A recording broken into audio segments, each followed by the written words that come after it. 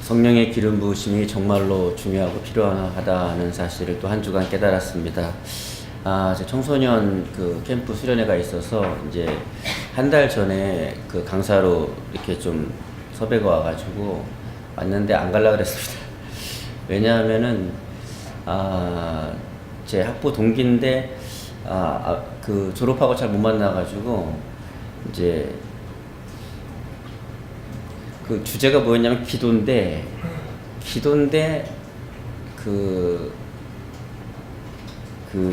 저를 초청한 시간이 오후 3시였습니다. 오후 3시.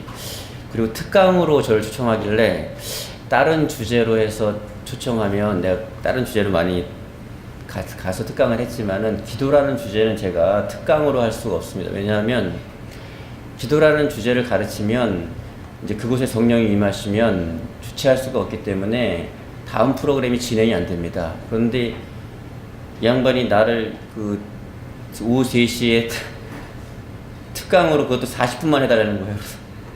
나 안 간다. 나 안 간다. 날 모르는 것 같다. 나 안 간다. 나는 이렇게 이 40분 갖고 할 수가 없다. 그랬는데 그리고 잊어버렸어요. 기도할게요. 그러고 잊어버렸는데 또 전화가 오는 거서 와서 친구 의리로 그냥 그래 가자. 갔습니다. 근데 역시 왜냐하면 아이들은 순수하기 때문에 물론 좀 못된 애들도 있지만 되게 좀 순수해요. 학생애들이 어른보다 순수합니다. 그래서 성령을 체험하고 기름 부으심이 하면 굉장히 깊이 이렇게 빨려 들어갑니다. 또 요즘 시대가 악하니까 하나님이 더 은혜 주시겠죠.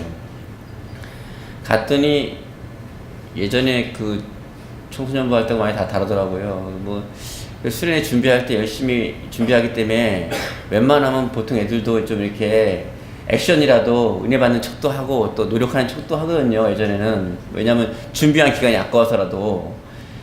그런데 한 절반은 엎어져 있고 찬양 부르는데 엎어져 있고 이거는 나는 누구 여기는 어디 막 이런 분위기로 다 앉아 있고 야 이걸 어떻게 하셨더라고요.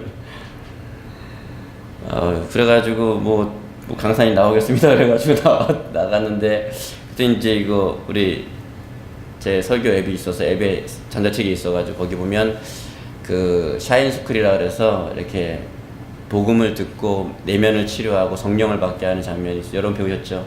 65페이지부터 이제 시작했죠. 왜 성령을 충만을 받지 못하는가? 제가 그랬죠. 기도를 내 힘으로 하면 할 수 없다.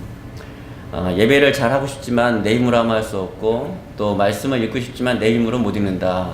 신앙생활 잘하고 싶지만 내 잘하고 싶지 않냐 하지만 내 힘으로는 못한다. 나는 청소년부를 한 지가 오래돼가지고 여러분 용어를 한 개도 모른다. 내가 아는 연예인이라고는 강다니엘밖에 없고 그랬더니요 강다니엘 한 명만으로도 벌써 충만하게 이렇게 여학생들은 다 집중하더라. 강다니엘 하라고. 그리고 내가 아는 너희들 용어는 최근에 들은 거는 만렙이라는 거 하나밖에 모르겠다. 그랬더니 남자애들이 고개를 들고 쳐다보더라고요. 네. 그 외에는 너네들 용어를 하나도 모르겠다. 네. 그리고 이제 그 설명을 했습니다. 근데 40분이니까 시간이 안 되잖아요. 한 30분 하고 나니까 10분 남았어요. 어떻게 해요? 그래서 이제 그래도 말씀은 심히 있으니까 초청을 했죠. 성령 충만이든 성령 세례든 뭐 아무튼 간에 충만을 받기 원하는 사람은 나와라 그랬더니 한 명이 달려 나오더라고요. 뭐 하는 사람이냐 그랬더니 이제 그 간사 겸 교사인 거예요. 내가 야 훌륭한 간사를 뒀다. 근데 젊어요. 되게 뭐 거의 걔도 학생 같은데 보니까. 네. 그래서 이제 안수를 했더니 성령이 임하시고 이제 성령이 임하시면 충만히 임하시면서 또 방언을 막 떠나갈 듯 하더라고요. 그러니까 이제 잠자는 애들 다 깨고 그러더니 그래서 또 은혜를 받기 원하는 사람이 있으면 나와라 그랬더니 막 달려 나오더라고요. 그래서 막 더도 맞고 막 난리가 났어요. 그래서 첫 1차로 달려 나오는 애들이 막 난리가 났습니다. 막 통곡하고 막 난리가 났어요. 그 전사님이 놀래가지고 막 쳐다보더라고요. 이게 뭔 일인가 싶어가지고. 예, 영상을 하고 싶은데 이 음향이 좀 그래가지고 못 보여드리는데 아쉽지만은 아무튼 처음에 저를 초청할 때 하는 얘기가 아니 그러면 이제 뭐 어떻게 해야 되냐, 토크로 하면 나한테 질문지를 줘라. 그랬더니 아유 목사님 어째 애들 잘 안 들어요. 그냥 안 들은데 날 왜 부르냐. 진짜 뭐 그냥 와서 하는 거예요. 그래서 뭐냐 이건 도대체가. 예. 그래도 성령이 임하시면은 그렇게 기도 안 하던 애들도 기도에 확 불이 붙습니다. 더 중요한 건 뭐냐면 사역자가 깨어가지고 그 불이 붙은 것을 유지시키는 게 중요합니다. 그때는 따라오라는 대로 다 따라옵니다. 우리 다 같이 모여서 매일 밤 기도하자 그러면 기도합니다. 성경 공부하자 그러면 합니다. 전도하자 그러면 합니다. 성령의 기름 부으심이 충만하게 임했을 때는 모든 것이 가능합니다. 여러분 철을 용광로에 녹이면은 팔팔하게 녹이면은 내가 만들고자 하는 모양으로 만들 때 편하게 만들 수 있어요. 근데 이게 식어지고 굳어지면 그때는요 망치로 치고 뭘로 해도 막 서로 힘든 거예요. 서로. 예. 이렇게 좀 변해란 말이야. 그리고 해머로 치면요 얘는 탱탱하면서 그냥 막 전사님 왜 그러세요 막 이렇게 되는 것이에요. 그래서 여러분의 신앙이 변화되려면은 먼저 성령의 충만함을 경험해야 됩니다. 성령으로 충만함을 경험하지 않고는 어렵고, 성령 충만함은 먼저 말씀이 들어가서 말씀이 여러분을 열어야 합니다. 마음을 열어야 합니다. 아, 내가 저 말씀대로 한번 경험해 봐야겠다.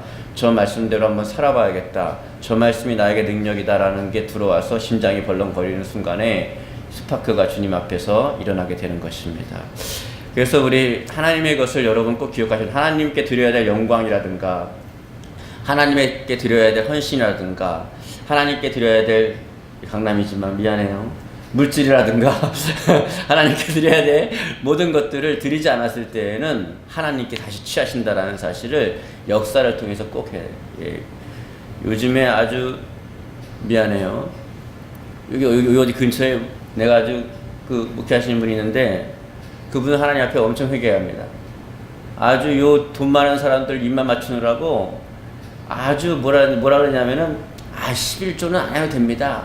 우리의 가진 전부를 하나님께 드리는 것이지 우리의 삶이 말은 맞는데 그 말을 들은 청중들이 전부를 드려요? 알았어요. 다음 주에 등기부 등본 다 갖고 나와요 나한테. 예? 안 그러잖아요. 이건 언어 유희예요. 그 말을 듣는 순간 모든 사람은 안심하고 그나마도 드리던 11조도 안 해버리는 거예요. 참 큰일입니다. 예. 그게 옳은 줄 알아요. 배가 부른 거죠, 이제. 그래서 하나님의 것은 취한다는 내용을 하고, 그 다음에 이제 보면, 내용이 뭐냐면, 이제 하나님께서 하나님을 섬기는 데는 고난이 수반된다는 거예요. 하나님을 섬기는 데는. 처음 예수님 믿고 신앙생활 할 때는 이렇게 복도 주시고, 문제도 해결해 주시고, 물 항상 평생 그렇게 살고, 또 전인적인 구원으로 예수님의 십자가를 바라보고, 거기서 이루신 그 십자가의 구원의 약속을 붙잡고, 십자가에서 이렇게 약속하셨으니, 주님이 이루셨으니, 내가 이렇게 기도합니다. 그 약속을 붙잡고 기도합니다. 하나님 나의 삶에 이런 고난들을 해결해 주세요. 문제들을 해결해 주세요. 그럼 다 해결해 주시고 하십니다. 그 이후에도 마찬가지예요. 그러나 신앙이 좀 성숙해지면은 신앙생활을 올바로 하기 위하면 위할수록 고난이 따릅니다. 내가 신앙생활을 제대로 하려고 그러면 반드시 고난이 따라와요. 저항이 옵니다. 저항이. 예. 또 성령의 강력한 역사를 경험하려고 하면 또 저항이 옵니다. 예. 그래서 우리 샤인스쿨 할 때요, 샤인스쿨이든 내처치든 아무튼 그런 영적인 사역을 하는 사역자들은 교회마다 다 그 얘기를 들을 거예요. 이거 할 때 각오를 단단히 하고 한다는 거예요. 왜냐하면 반드시 일어나니까. 왜요? 진짜는 저항이 옵니다. 진짜는 저항이 와요. 여러분, 저기 북한 가가지고요, 김정은 찬양하면요, 아무도 뭐라고 안 그럽니다. 하나님 찬양하니까 총알이 날아오는 거죠. 이슬람 가서요, 알라한테 절하면요, 아무도 뭐라고 안 합니다. 예. 하나님을 제대로 섬기려고 하니까 어려움이 오는 것이죠. 예. 근데 여러분, 이 한국 땅을 살면서 여러분이 신앙생활을 하는데 나는 어려움이 조금도 없다. 그 어디나 하늘나라다. 잘못 해석을 해가지고. 그러면 여러분의 신앙이 잘못했다고 말하긴 뭐하지만은 성숙하진 않은 것입니다. 왜냐하면 지금 70년 바벨론 폰으로 잡혀가고 있어요. 왜 70년을 잡혀가는지 저번에 몇 번 제가 반복해 설명했습니다. 왜 반복하냐? 성경도 인지심리학적으로 반복을 합니다. 이게 제가 밤새서 반복을 하는 거예요. 왜? 기억력에 한계가 있으니까 계속 반복해서 새겨지면 안 잊어버려지니까. 70년 왜 바벨론으로 포로됐는지, 왜 70년인지 설명했습니다. 3명의 선지자가 활동했어요. 그 중에 하나가 교회를 조금만 다니면 다 아는 바로 바벨론 왕실에 있었던 다니엘입니다. 다니엘이 4대를 거쳐서 총리를 했는데 이런 사람 없죠. 대단한 겁니다. 이게 바로 이제 요즘에 유행하는 영성이 탁월한 사람이 이 미래를 이끌 것이다. 옛날에도 그랬고 현재도 그랬고 지금도 그런다. 예, 뭐 앞으로도 그런다. 그렇죠. 예. 그런 게 있습니다. 아무튼 영성이 있는 사람이 앞에 이제 이 앞날에는 여러분의 자녀들 살 때, 또 여기 젊은 분들이 살 때는 앞으로는 이제 영성의 어떤 지능이 탁월한 사람들이 앞날을 이끌어 갑니다. 그런 시대가 오는데, 다니엘이 그랬던 사람이에요. 다니엘은 IQ가 좋았던 사람들은 아닙니다. 또 감성이 좋았던 사람도 아니에요. 영성이 좋았던 사람이에요. 그러니까 4대를 거쳐서 변함없이 한결같이 총리를 하는데 멋지게 하죠. 그런데 어느 날 갑자기 너 하나님께 기도하지 마. 첫 번째 뭐죠? 너 고기 먹고 부정한 음식 다 먹어. 첫 번째 그랬어요. 그랬더니 먹으면 되는데, 먹었으면 평화로운데 그렇게 할 수 없으니까, 내 얘기대로 먹어야 되니까 안 되니까, 실험해 보십시오. 내가 열흘 동안 먹고 다른 애들보다 이게 좀 얼굴도 윤탁도 나고 광도 나고 뽀샵도 한 것 같고 좀 이렇게 좋아지면은 나 봐주십시오. 그러나 내가 좀 얼굴이 좀 이렇게 막 좀 병든 것 같고 희한하면은 그러면 내가 섬기겠습니다. 그래서 그렇게 합니다.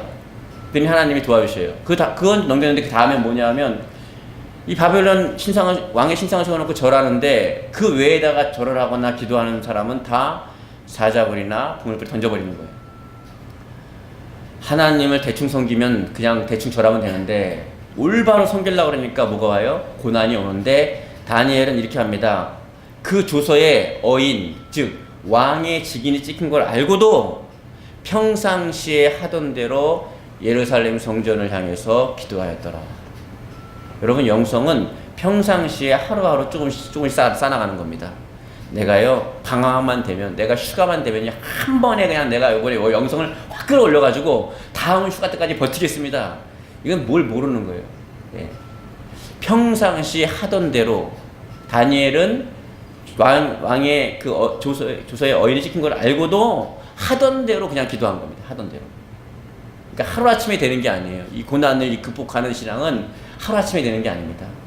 그래서 여러분들이 하루하루를 이렇게 매주 배우는 것도, 또 매일 성경 읽는 것도, 또 묵상하는 것도, 예배 드리는 것도 하루하루를 진중하게 최선을 다해서 잘 쌓아나가야 돼요. 그러면 여러분의 1년이 또 10년이 바뀌게 될 것입니다. 제가 지금 이것은 제가 만들다가 이게 더 탁월해서 바꿨지만, 이 7단계를 만들 때에요, 이게 하루아침에 뭐 일주일 만에 뚝딱 된 게 아닙니다. 이거 15년 이상 걸렸습니다. 15년 이상. 저는 우리 원장님이나 이런 분처럼 이렇게 진득히 앉아가지고 이렇게 막 공부하고 연구하는 그런 스타일이 아닙니다. 저는 축구하고 사방팔방 뛰어다니는 그런 체질인데, 하나님이 그걸 바꿔가지고요. 예. 만약에 뭐 그날이 괜찮아서 대충 떼었다면은 이런 건 안 만들어지죠. 예. 마찬가지입니다. 여러분의 신앙생활도 대충 그날 한우 감정적으로 떼어서 이렇게 하면은 성장하지 않습니다. 한 번 하더라도 제대로 탁탁 밟아 나가야 되는 것이죠. 자기 몸을 더럽히지 않기 위해서 다니엘은 고난을 받고 고난 가운데 이렇게 살았다, 그런 것입니다. 여러분, 신앙생활을 인위적으로 할 수 없습니다. 제가 어디 갔더니 제가 귀를 의심했습니다. 그 사역자가 뭐라 그러냐면 그러니까 이게 성령의 역사가 아니면 그렇게 하나 봐요. 뭐라면 애들한테 뭐라 그러냐면 이러는 거예요. 야, 기도가 안 되냐? 그랬더니 가만히 애들이 숙이고 있어요. 그랬더니 야, 이 세상에서 제일 슬픈 생각을 해봐. 그래서 저게 뭔 소린가 이렇게 들었어요. 야, 부모님 다 돌아가시고 네가 좋아하는 친구들 다 죽었다 생각해봐. 슬퍼 안 슬퍼? 슬프지?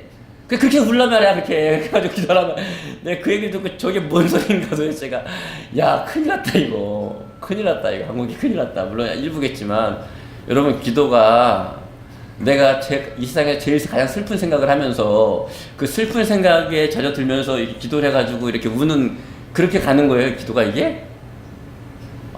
지금 내가 귀를 의심해서 내가 그게. 예.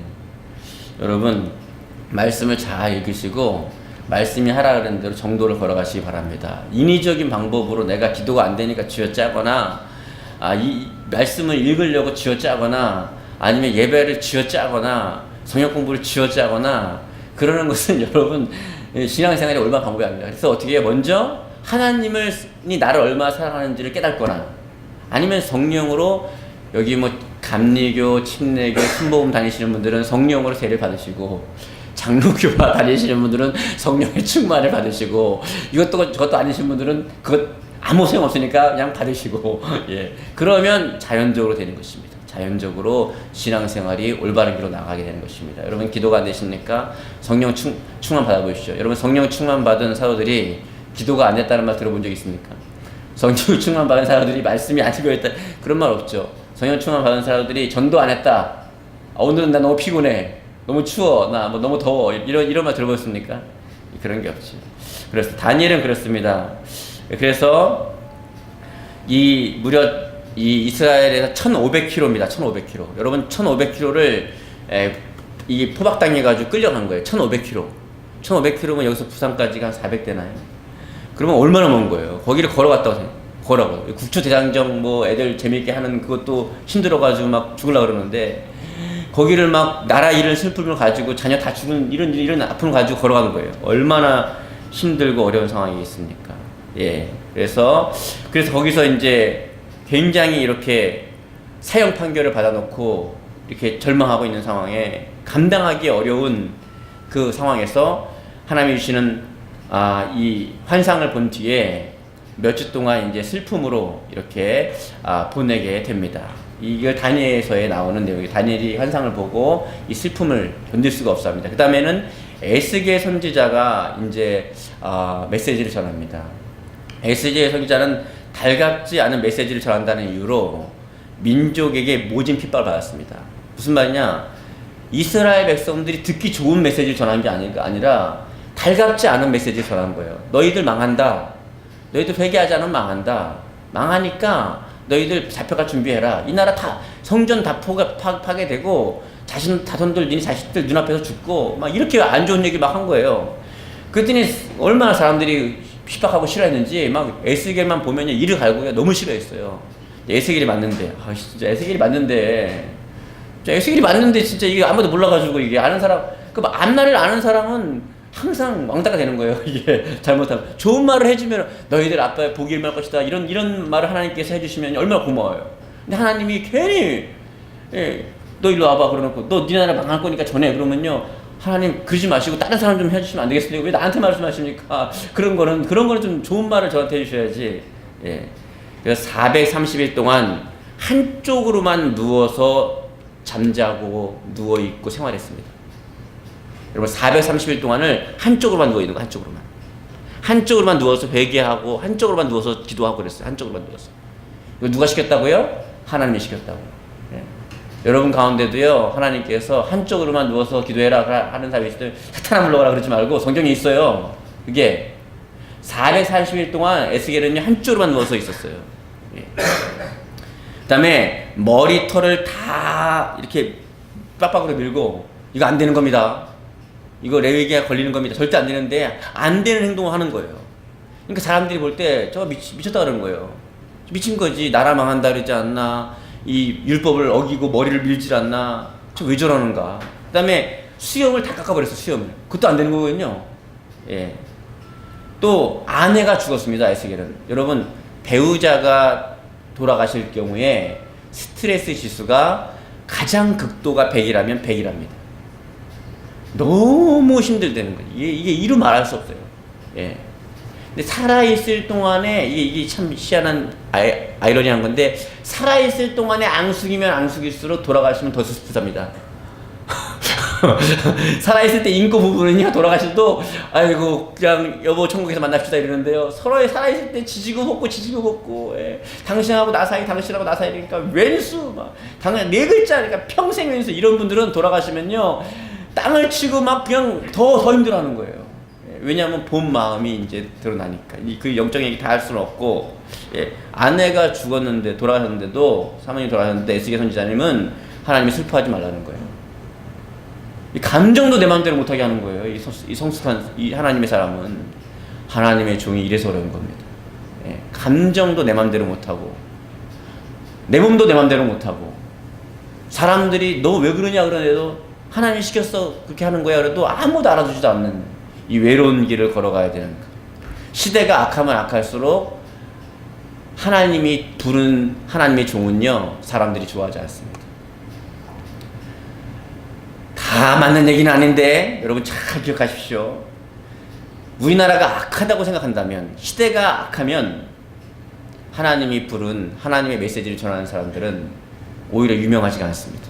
왜냐하면 사람들이 좋아하지 않는 메시지를 전하기 때문입니다. 제가요, 여러분한테, 여러분 이 나라 망합니다. 전쟁나도 핵 터지면요, 용산에 한번 터지면 강화도부터 연천까지 다 끝나고요. 저기 이제 여기 육군 본부에 대전에 한번 떨어지니까 끝나고요. 뭐 8도니까 8도에 하나씩만 떨어지면 뭐 다 끝납니다. 뭐 저기 뭐 지하 벙커에 사시는 분들 왜, 저는 안전할 것 같아요. 저희 교회 지하 벙커니까 안전하긴 한데, 네네. 그래서 이미 우리 미리 알고 지하 벙커로 숨어 들어가가지고, 네, 그렇죠. 근데 저번 주에 우리 목사님한테 들으니까 김정은이 준비한 핵이 15개라 그러더라고요. 대인장 왜 이렇게 많이 준비했냐? 우리나라는 8도밖에 없는데. 그러니까 8도에 하나씩 떨어뜨리면 끝장나는데 하고도 몇 개 남는 거예요? 7개가 남아. 7개가. 나 비행기 티켓 끊으려고요. 자, 이런 식으로 해가지고 여러분 얘기해보시오. 아무 달고하는 사람이 없습니다.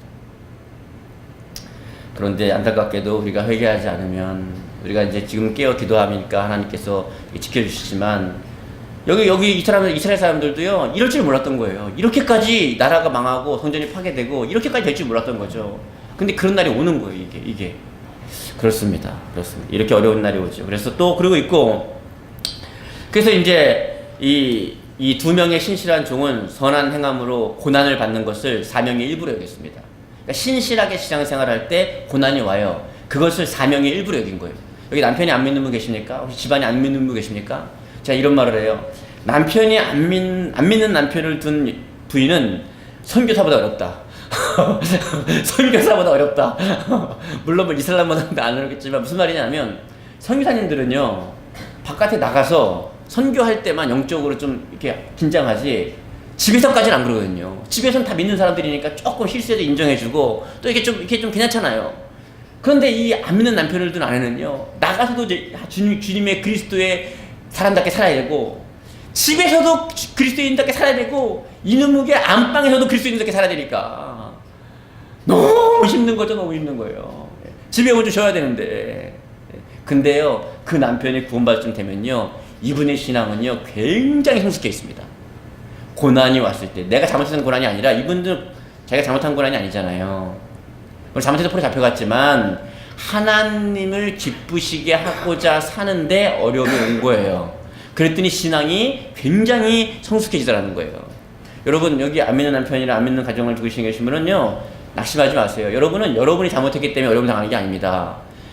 아이고, 내 팔자가 사나워서, 아이고, 내가 이렇게 하면요 인생 그런 게 아니에요. 하나님이 왜 거기다가 여러분을 보냈냐면, 여러분이니까, 감당할 수 있으니까, 해낼 수 있으니까, 여러분이 해낼 수 있기 때문에 거기 보낸 거예요. 그런데 여러분이 잘못해서 어려움 당한 게 아니에요. 여러분이 잘못해서 남편이 술 먹고 새벽에 들어오는 게 아닙니다. 아시겠어요? 예. 그 인간이 와가지고, 여기 온 집안이 예수님 믿는 분들은요, 남편이나 아내에게 잘하십시오. 예, 여러분 온 가족이 예수님 믿는 집안은 성령이 운행하시지만, 제가 상담들 많이 하잖아요. 제가 여러 사람 많이 만납니다. 여러분, 여기도 몰라. 여기도 이 얼굴은 이렇게 편안한데, 제가 상담을 많이 하면서 느낀 거는, 거기 다니는 사람마다 저는 얼굴 겉모습 안 봅니다. 아이고, 저 뒤엔 또 뭔 속사정이 있을까. 오는 사람마다 얼굴은요 아주 편안한데, 얘기를 들어보면요 드라마야, 드라마. 남편이 안 믿고요, 한번 술 먹고 들어와가지고 또 이 우울감과 자존감이 낮은 남편 만나가지고 한번, 성령이 운행하지 않고 막 집안 살림들이 집안에 운행하고 막 이러면 한번 이래봐요. 예. 그러면 진짜 평안한 날이 얼마나 감사한지. 아시겠어요? 우리 계장님을 남편으로 부신 분은 그냥 천복을 받은 거예요. 천복을. 그렇잖아요. 천복을. 여러분 다 마찬가지죠. 여기 남편분이 예수님 믿는 분들은요, 천복을 받은 겁니다. 아내분이 예수님 믿는 분들은요, 정말 정말 힘든 거예요. 그런데 기억하십시오. 여러분이 겪고 있는 그 어려움들은 여러분이 잘못해서가 아니라 하나님을 위해서 겪는 고난이므로 그 시간이 지나가면 여러분의 신앙은 굉장히 성숙해져 있을 뿐만 아니라 오늘 다니엘도 에스겔도 뭐라 그래요? 이 고난을 나의 사명의 일부로 여겼다. 내가 하나님이 이 땅에 태어나게 하신 사명의 일부로 여겼다는 것입니다. 여러분 집안 식구 중에 좀 신앙적으로 어려운 분이 있습니까? 그런 사람을 짊어지고 가신 분이 있습니까? 여러분의 인생의 사명이라고 생각하시면 됩니다. 여러분이 잘못해서가 아니라 고난인데 그것은 주님을 위한 고난이고 내 사명이 내 십자가다 이거는. 이것은 나의 십자가고 내가 짊어져야 되고 내가 죽어져야 되는 것이다. 이런 생각을 하시면 되는 것입니다. 그래서 우리 보니까 베드로는 고난에 관한 장에서 주 예수님이 본을 보이셨으니까 예수님의 발자취를 따라가지고 우리도 마땅히 그 길을 걸어가야 한다 이렇게 얘기합니다. 그러니까 예수님을 믿는 사람, 제자는 주님이 먼저 고난의 길을 걸어갔으니까 그 고난을 바라보면서 그래 저 큰 고난 당하셨는데 내가 이 정도쯤이야. 그리고 그 길을 묵묵히 걸어가야 한다는 것입니다. 그리고 바울은 이를 더욱 명확하게 했는데 바울은요 그리스도와 함께 영광 받기를 즐거워했지만 고난도 함께 받아야 한다고 로마서 8장 17절에 말하고 있습니다. 당연히 받는 거예요.